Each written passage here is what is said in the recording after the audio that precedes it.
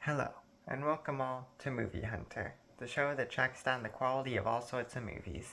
My name is Hunter, and today in the 31st episode, our target is The Great Muppet Caper, produced by ITC Entertainment and Henson Associates, and distributed by Associated Film Distribution. The Great Muppet Caper is the second theatrical Muppet film, as well as the only Muppet film to be directed by Jim Henson, with this being his directorial debut. A talked about title for the film was The Muppet Movie 2, with other debated titles being The Muppets Hit the Road and The Good, the Bad, and the Muppets. The initial script was written by Jerry Jewell and Jack Rose, but unsatisfied by the final script, Jim Henson hired Tom Patchett and Jay Tarzies to do a rewrite. The final script included the combined work of all four writers. The filming began on September 4th, 1980, and finished in January of 1981. The film released on June 26, 1981 in the US, and on July 30th, 1981 in the United Kingdom, releasing shortly after the release of the fifth and final season of The Muppet Show. The film made $31.2 million in the US on a budget of $14 million, not doing poorly but only profiting about half of the previous Muppet film. The film was received with mixed reactions upon release, but has since been seen in a more positive light. The film was nominated for 3 awards, of which it won 1 of. Jim Henson was the director, and the writers were Tom Patchett, Jay Tarzies, Jerry Jewell, and Jack Rose. It was produced by David Laser and Frank Oz, and based on The Muppet Show by Jim Henson. The cinematographer was Oswalt Morris, the editing was by Ralph Kemplin, and the music was by Joe Raposo. The Muppet performers were Jim Henson, Frank Oz, Dave Goelz, Jerry Nelson, Richard Hunt, Steve Whitmire, Louise Gold, Catherine Mullen, and Carol Spinney. The cast includes Diana Rigg, Charles Gordon, Erica Krier, Kate Howard, Della Finch, Michael Robbins, Peter Hughes, Peggy Aitchison, and Tommy Godfrey. The cameo guest stars are John Cleese, Joanne Sanderson, Robert Morley, Peter Ustinov, Jack Warden, Peter Falk, Jim Henson, and Richard Hunt. The film follows Kermit and Fozzie as news reporters, with Gonzo as their photographer. The 3 of them get fired after not reporting on a major jewel robbery, and they travel to England to get a personal interview with the victim of the crime, Lady Holiday, a famous fashion designer. Upon arrival, the trio go to a run-down motel called the Happiness Hotel, which is run by many members of the Muppet cast. Meanwhile, Miss Piggy is able to convince Lady Holiday to give her a position as receptionist, while 3 of the models scheme with her brother to steal Lady Holiday's valuable necklace. When Kermit goes to interview Lady Holiday, he mistakes Miss Piggy for her, and Piggy, having fallen in love with Kermit, agrees to an interview over dinner. Kermit and Piggy, as well as Fozzie and Gonzo, all go to the expensive restaurant that night, where Lady Holiday and her brother, Nicky, are also enjoying a meal. Upon Lady Holiday recognizing her, Nicky falls in love with Miss Piggy, however still resumes his plan with the models and steals Lady Holiday's necklace, causing a commotion and revealing Miss Piggy as a liar to Kermit. Gonzo, who took multiple pictures that night, is able to catch the culprit as Nicky and the 3 models, but the photo is ruined. Kermit and Piggy make up with each other after confessing their love for one another, and Kermit, Piggy, Fozzie, and Gonzo all go to Lady Holiday's fashion show. When one of the models fakes an injury, Nicky convinces Piggy to take her place and then frames her for the theft of the necklace. However, Gonzo overhears their plan to steal Lady Holiday's most valuable jewelry next. Kermit, Fozzie, and Gonzo then convince all the Muppets at the Happiness Hotel to help them stop the robbery. Miss Piggy then breaks out of prison and is able to help the Muppets by bursting through the wall and ramming into Nicky with a motorcycle. Nicky and the models are arrested, and Kermit, Fozzie, and Gonzo send their story to the newspaper, who pays for the Muppets to all return to the US. The first thing I'd like to discuss here is the comedy. Reason being is that the film takes the already good comedy of the previous Muppet film and surpasses it in every way. The comedy expertly incorporates characterization, clever writing, and twists amazingly. I especially love the amount of visual gags there are, such as Lady Holiday's brother Nicky having a door leading to his office that reads, "Nicky, irresponsible parasite," which is exactly how she describes him earlier in the film. Another example would be the way they toss around the Muppets like rag dolls, which is an extremely funny sight. Similarly, the ongoing joke throughout the movie about Kermit and Fozzie being identical twins, but only recognized as such when they're both wearing their hats, is a very simple but beautifully executed joke. On top of that, I love the fourth wall break jokes here. I haven't seen any of the Deadpool films, but I don't think I will ever be able to enjoy them because the Muppets already perfected fourth wall breaks. There's actually a part in this film in which Kermit and Miss Piggy break character to argue about Piggy's acting skills, and then have to compose themselves and continue with the movie. I also love the part with the watch salesman who wanders onto set, unaware that there is a movie being filmed. Miss Piggy also has a great insult at Nicky when she says that he can't even sing and that his voice had to be dubbed. Not every joke lands, but there are so many of them, and the vast majority of them are fantastic, making for a great watch that makes it impossible to not be engaged and entertained throughout. There are so many other jokes I didn't even get to mention.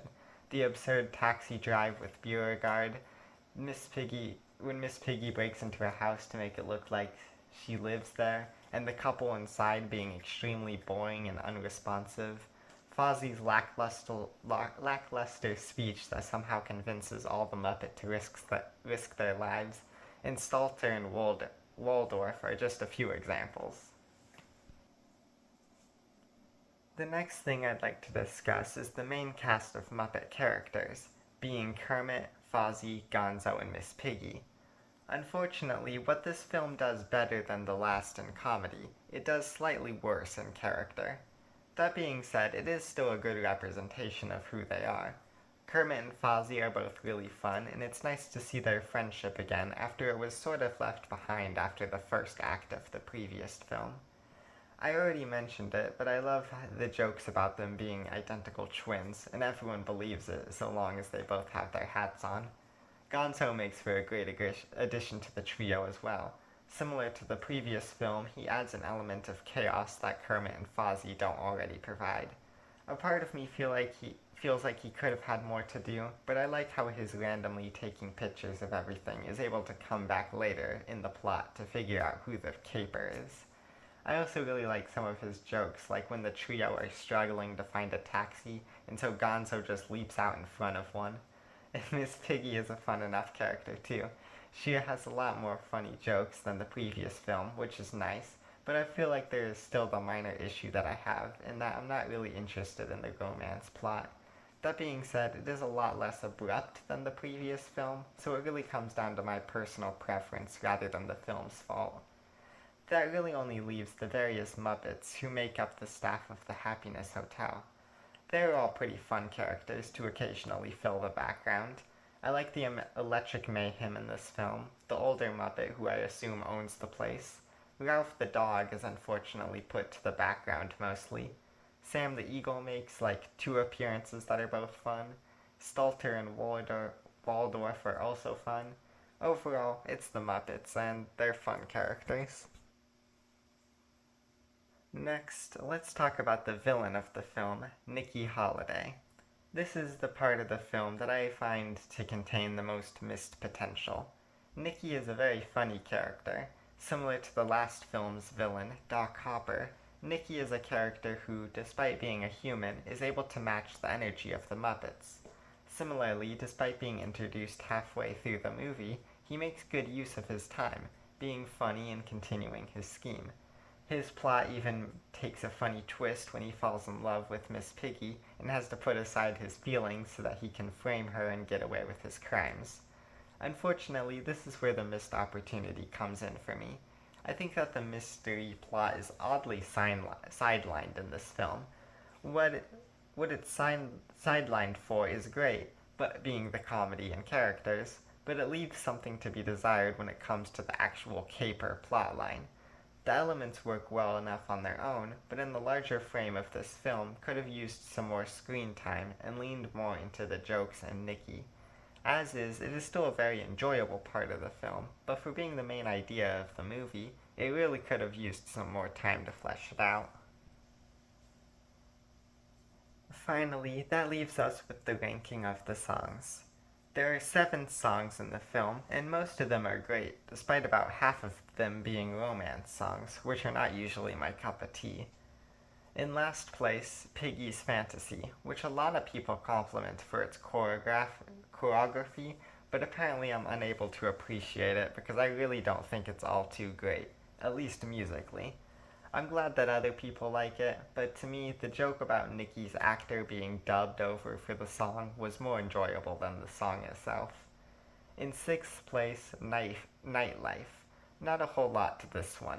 For being the electric mayhem, it really just never fully gets started for me. It's mostly the same lyrics over and over again. I do like how they describe it as a love song though, when it's pretty much everything but. In 5th place, Couldn't We Ride? Very fun visually, but rather simple lyrically.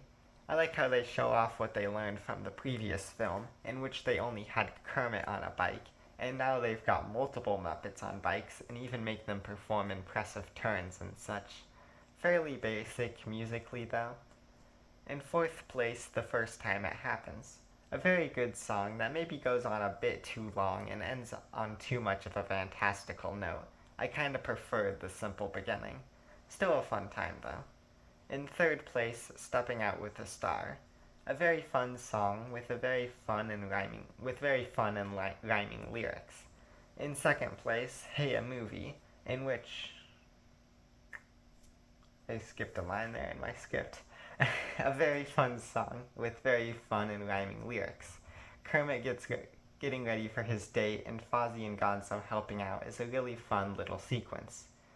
Now in 2nd place, Hey a Movie, in which is a great opening to the film, with a ton of fun shenanigans happening in the background. I love the rhymes in this one and the robbery of the film happening in the background as the main trio are distracted with the song is an excellent touch.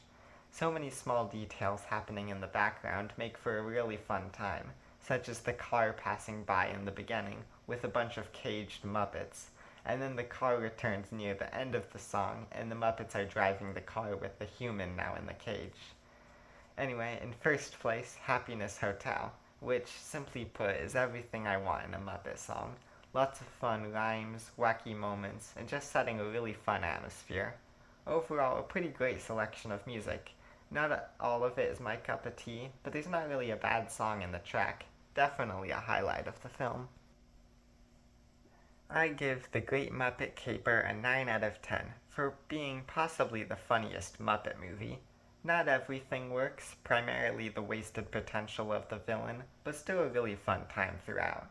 Like I said, this film is incredibly funny, and is the main reason why I go back to rewatch it.